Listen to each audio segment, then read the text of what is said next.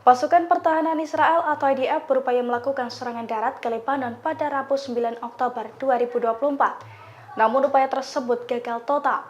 Saat IDF melintasi perbatasan, mereka langsung dihujani roket oleh Hizbullah hingga 3 tentara terluka. Dilansir dari Pars Today, hal itu diungkapkan oleh pasukan Hizbullah dari Lebanon.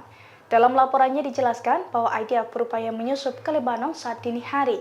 Namun Hizbullah mengklaim bahwa pasukannya berhasil menggagalkan aksi Zionis di perbatasan selatan tersebut, yakni dengan melempari pasukan Zionis dengan roket. Akibat serangan tersebut, 3 tentara terluka dan sebagian lainnya langsung mundur dari wilayah Lebanon. Setelah ledakan itu, Hizbullah juga bentrok dengan tentara yang berencana maju ke kota Bleda di selatan Lebanon. Sejumlah tentara juga dikabarkan terluka dalam bentrokan tersebut.